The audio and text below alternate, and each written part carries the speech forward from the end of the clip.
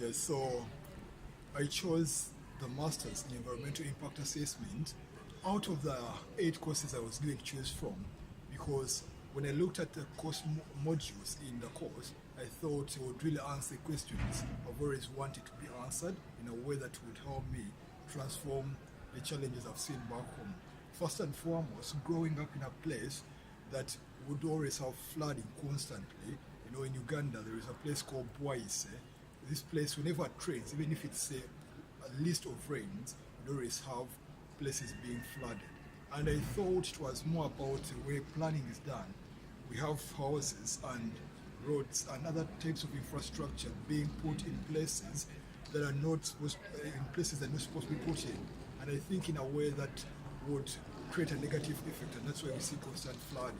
So with these masters, I've been able to get some of those skills.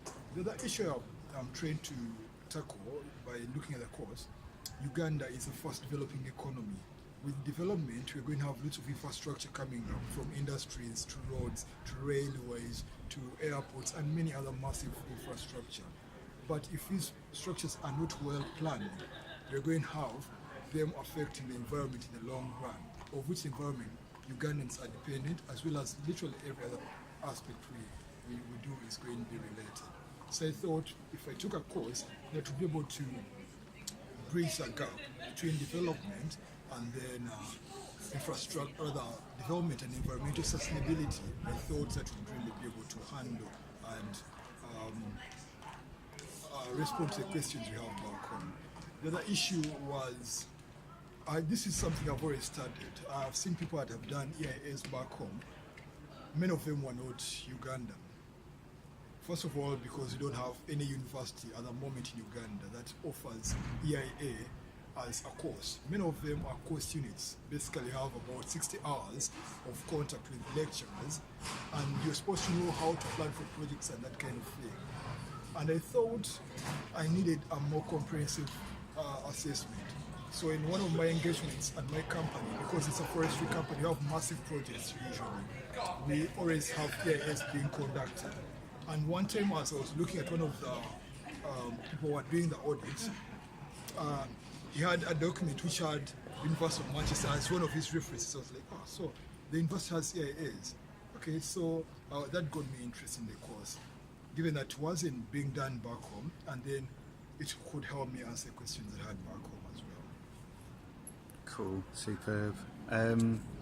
So, second of all, what are your impressions both of first as of the university and how it supports you and teaching and resources and things, but second of all of Manchester as a place, as a city? Manchester, coming here, being it was really my first time being out of Africa. Well, I'd been traveling a bit in Africa because we have operations there, but being sure this is my first time, there was a lot to expect. People had talked about the weather. I remember my mom telling me to always put on about 6 sweaters because it's very cold here. When I came, well, it was cold, but not as cold as, needing 6 sweaters. So the weather was quite a shock. But then when it came to the rains, that is something I didn't expect. Yeah, raining every day, you have to move an umbrella. That was a very big shock. Generally, the city, I thought it's going to be generally white people, which is a good thing. But when I came to the city of Manchester, I felt it was an international city. And from what I've been able to study, this is what it has been built upon. People from different parts of the world all contributing towards a greater goal of having a greater and better Manchester. So in a way, I was away from home, but feeling at home. So that was my impression of Manchester as a city. About the course, the truth is I knew I was going to be in for a very hard time. But I'm really so thankful to the staff, and this includes both the teaching and non-teaching staff. The non-teaching staff include people from the accommodation team. I gave them a bit of trouble because I wanted to be initially I wanted to be in accommodation outside university. But when I looked at the security issues, especially the time when we came in after the issues at Manchester Arena, I would rather be in a hall where I felt safer for me because I was a new student in the university. So I thought that would make more sense for me. I had to keep on contacting them, and they were very helpful. When I started living in the hall, The reception team was very nice. The security, cleaning, and everything was very perfect. I literally did nothing. I would only go study, go meet friends, and have a few parties, and then that's what it was. When it came to the academic bit of my stay here, it's the most wonderful experience I've ever had, where teachers are not exactly a call away, but they're always ready to help. They're very supportive, not only because you've asked them questions, sometimes have to get to you, Tom, are you okay? And that felt very, very nice.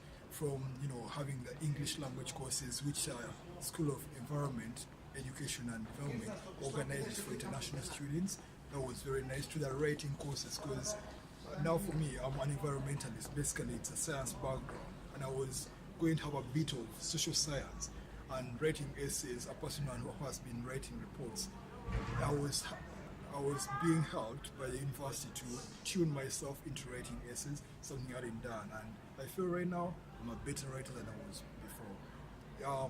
I had a personal tutor, Dr. Caris Jones. I'm very thankful because she was always there in case I had any questions, and that felt very, very wonderful. Brilliant. That's really good. Thank you. And yeah, I think next question. What do you hope to do next? Like now, when you go back home, like what's your plan for the next few years with the skills that you've got now?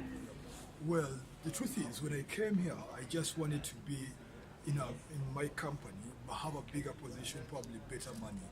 But after having these masters, I realized the skills I have are much more than actually I can be able to exploit when I'm back home.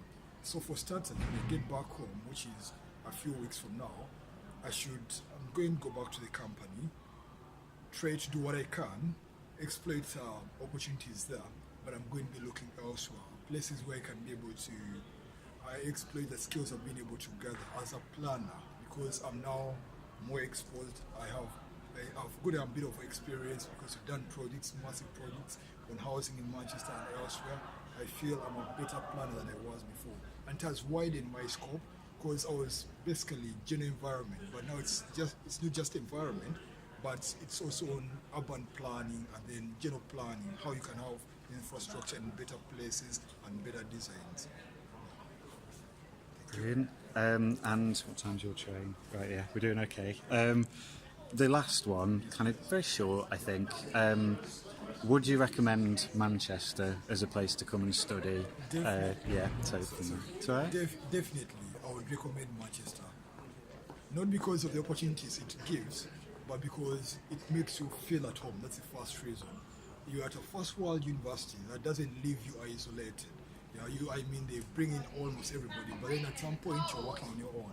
So you always have help. So I would definitely recommend it. Sorry. We'll have to start again. Sorry, it's alright. No, it's okay. It's alright. So that was really good. Sorry about that. But yeah. So would you recommend Manchester? I definitely would recommend the University of Manchester. Not just because it's a highly ranked university, but because they practice what they preach. They've always preached about equality, they've always preached about being outgoing, being supportive, and they exactly do that. It's not about the marketing strategies. I felt like I was getting all that I really hoped to get, and actually much more than I really hoped to get. Yeah, so from the teachers, the lecturers, the academic staff, really, to the support staff, to literally everybody. The student network is very massive. I like being the student union. You get to be into so many associations. I'm very sure I would really recommend Manchester. Perfect. That's going to be the end bit of the video. That's really good. Cool. Yep.